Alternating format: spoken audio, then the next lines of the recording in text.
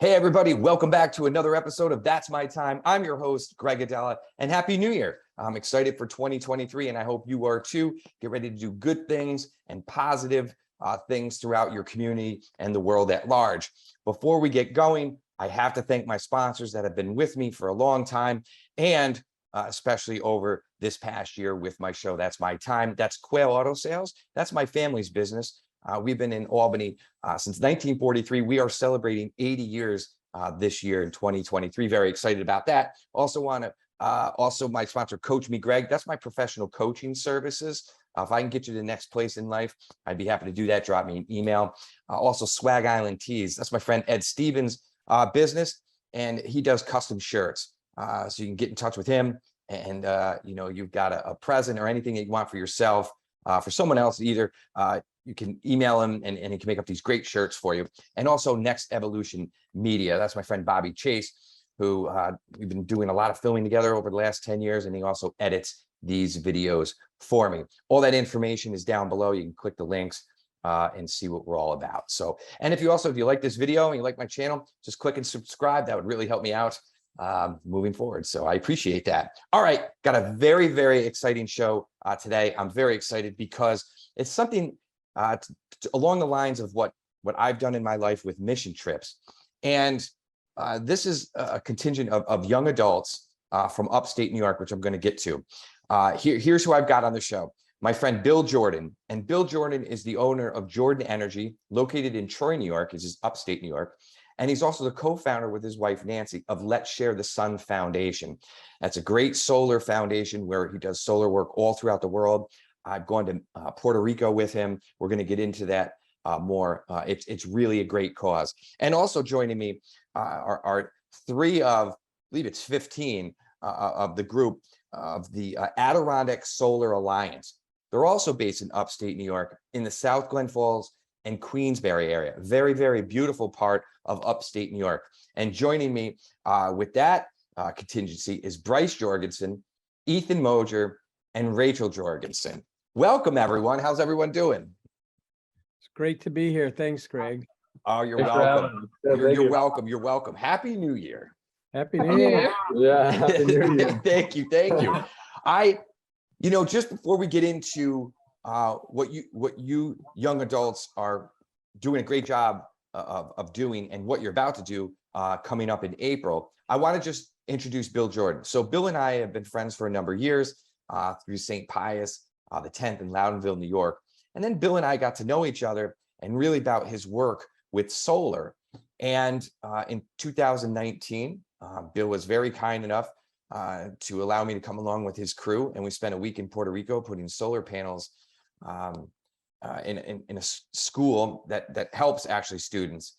And it was just a beautiful experience. And Bill's attached with this project coming up in April to take these students back to Puerto Rico. So Bill, first of all, how you doing? And two, give a little bit of background of Jordan Energy and Let's Share the Sun Foundation. Great to be with you, Greg. And yeah, that was a great trip in 2019. We did it with Siena College. Mm-hmm. There were 5 students and others from the college there. My wife and I said when we started the solar business, Jordan Energy and Food Enterprises in 2009, that we wanted to give back from the outset. And so that meant trying to donate 10% of profits to the poorest parts of the world. So what we did was we started in 2009, and January 2010 rolled around and the earthquake happened in Haiti. Most people will remember how dramatic that was. So that became the place to go. We've done about a dozen solar installations in Haiti, have also done installations at orphanage in Honduras. And about 5 years ago, Hurricane Maria rolled around hit Puerto Rico so hard, people were out of power for over a year. So we started to get invitations. That was the genesis of doing projects in Puerto Rico, which were, going on, really strong on that, and we'll give more details there. But when we started in 2009, 1.4 billion people on the planet didn't have access to electricity in the poorest parts of the world. 500 million of them had cell phones. How do you recharge your cell phone if you have no electricity? So we gave away virtually hundreds and hundreds of these solar powered LED lanterns that if you plug your cell phone in, you save, $10 a month, in some parts of the world. And that's a lot of money for people with a lot of needs. And then we just found all of the delegations have just been so great in terms of combining young students like the ones you're going to hear from today, high school and college students like those Siena College students, solar professionals who try to help out with the local enterprises that we're trying to strengthen, and other interested adults like Greg when you decided to go on that trip. So that's what Let's Share the Sun does. Now we want to hear the important stuff from our young guests that are the real main protagonists of the story. Yes, no, I appreciate that. And thanks for setting up, that background and you really do great work. I mean, someone that was on the ground with you to see how the foundation works. It does great work. And I know that these young adults are going to feel that positive energy when they get down to Puerto Rico. So we've got with us, I've got now Bryce Jorgensen. He's the president of Adirondack Solar Alliance. Ethan Moger, he is also the Adirondack Solar Alliance. He's the director of web design and technology. And this is Bryce's cousin, Rachel Jorgensen, and she is the communications director for the Adirondack Solar Alliance. So welcome, young adults. I appreciate you being here. Thank you for having us. Thank you. You're most welcome. So let's see. So you folks are based you go to South Glens Falls and Queensbury High School, correct? And if people are watching or listening to this show, that's in upstate New York, about 45 minutes, just figure an hour north of Albany. It's a beautiful part of upstate New York. And it's so great that in a chilly part of upstate New York that they're considering helping the sunny part of Puerto Rico through solar. So I think it's great. So here's you guys are going down in April of this year, 2023, correct? Correct. Yeah. Okay, so here's my question. And we can go down the line. How did the Adirondack Solar Alliance come to fruition? How was it started? By whose idea? And how'd you get it into motion? All right. So my father's friend has done a similar project in Haiti. But it was slightly different from ours, whereas he didn't fundraise at all. He didn't raise any of the money. He just volunteered to help install the solar panels in Haiti. So after hearing about that, I talked to my dad and asked him if this was like possible, if I was able to do the same thing. And he said, probably. So I grabbed a group of my friends, Rachel and Ethan included, and we had a meeting about a year and a half ago about like what we should do. So we decided to do the whole thing, like the whole loop where we raise the money, go down and install it ourselves.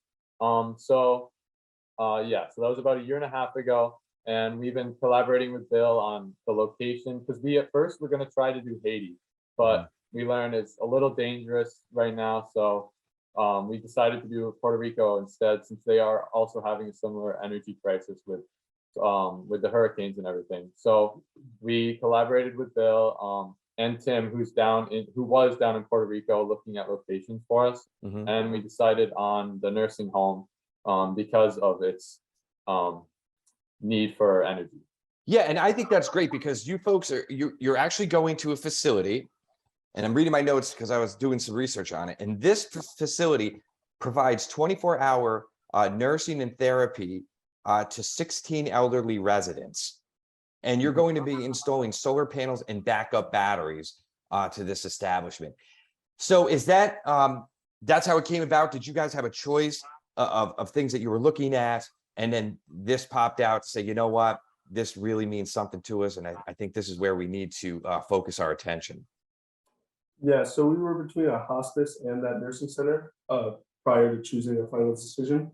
So we had emissaries from Let's Share the Sun down on those locations sending us pictures, and we were weighing our options between the size of the roof, with how many people will be going down there to help with installation, tree coverage, and other aspects like that.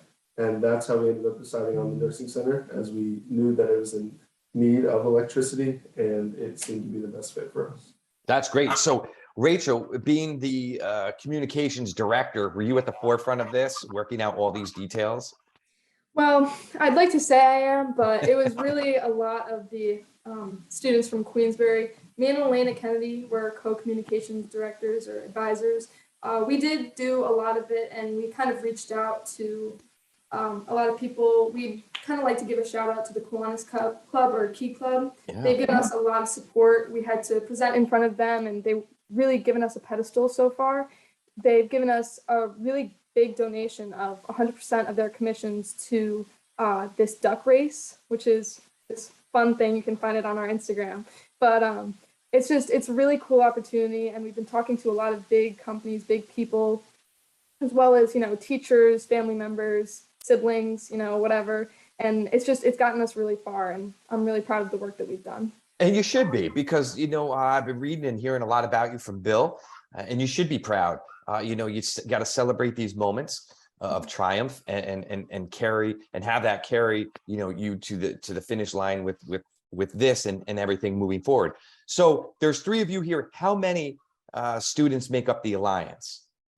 In total, there's 15, as well as our mentor, my uncle, his father, Todd Jorgensen, and of course our help from Let's Share the Sun Foundation, which we could not have done it without them and still cannot do it without them. So we appreciate them. They're almost as big a part of it as we are, but yeah, 15 kids from South Glen Falls and Queensbury. Wow, that's great. That is so good. Bill, that's just, isn't that great just to see, with the youth. Rachel is being humble. It's all them. We just try to help facilitate. I mean, they put together this incredible presentation, and they fundraised all the money to do this install. So it was an incredible education journey and also outreach to communities. So I give them all the credit, because that's one of our hopes and goals as an organization, is that we empower young people to recognize that they have the power to affect positive change. We have so many bad news stories out there. This is a great news story that's been generated by their youth intelligence, enthusiasm. Yeah, I couldn't agree with you more, Bill. And Bill speaks about fundraising.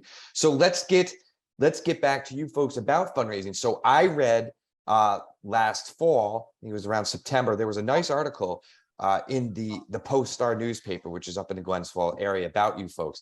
And you had raised at the time, I think you had like 20,000. You had a goal set. What are you folks at now?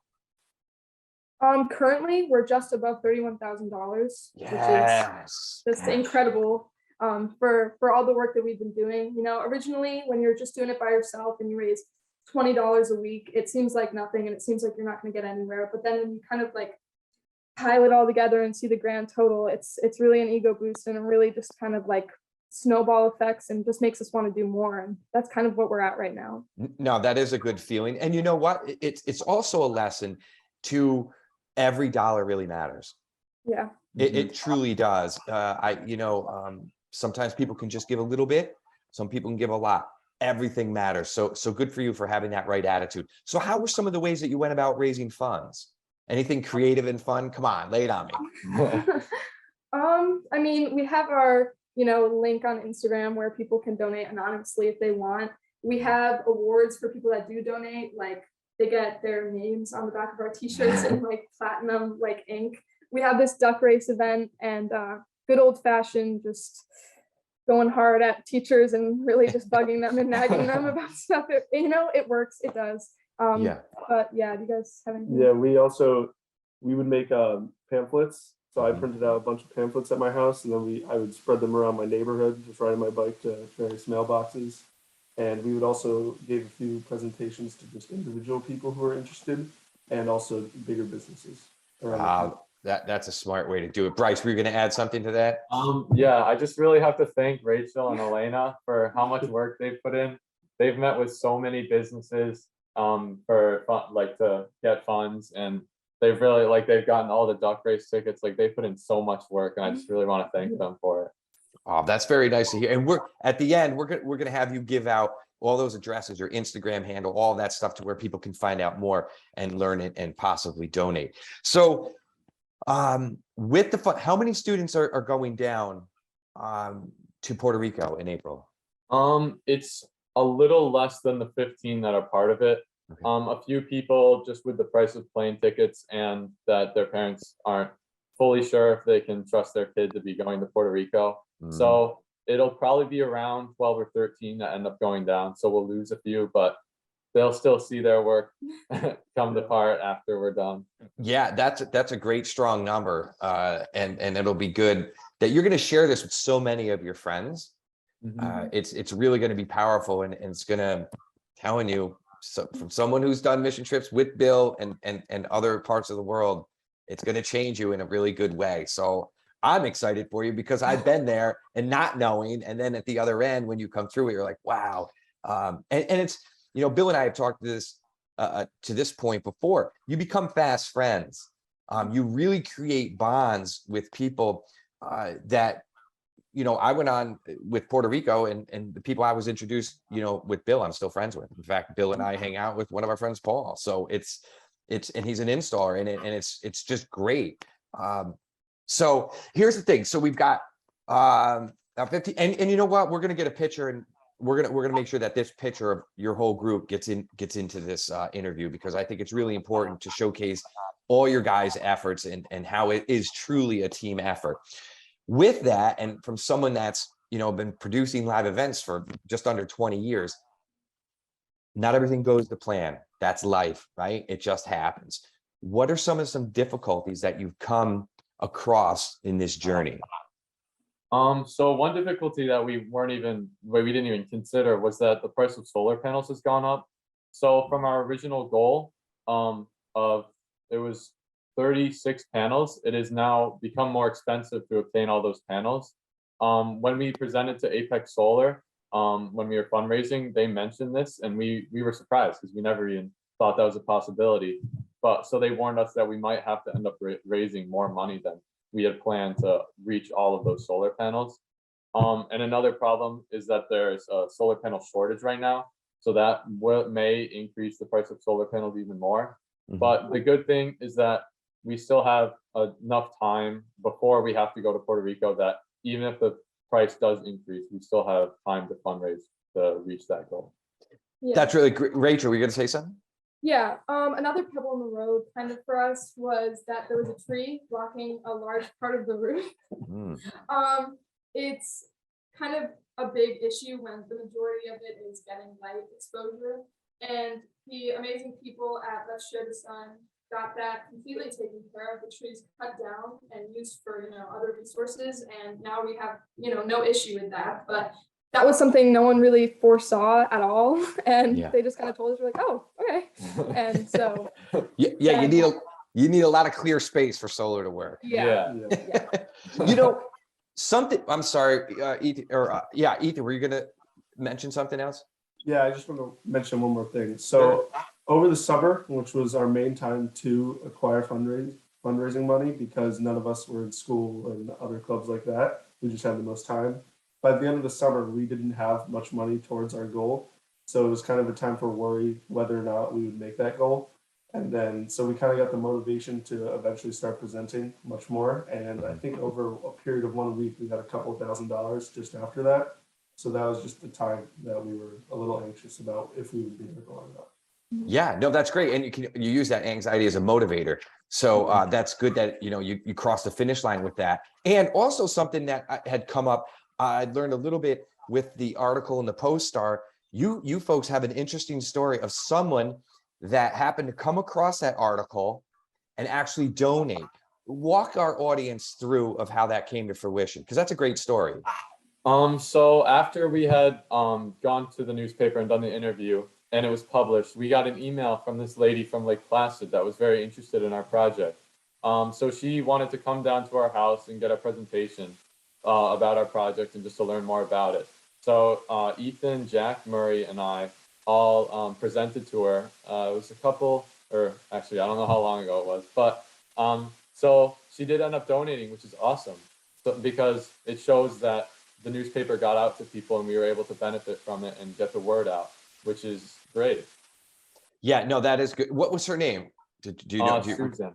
Susan. I don't remember her last name, but thank you if you're watching. Thank you, Susan from Lake Placid. That's no, that's great. And it's my hope, and I think it's going to happen when people watch this interview, that you're going to have more donations rolling in. So that's great. So we've got some difficulties. What happens? That's hey, welcome to adulthood and life. That happens.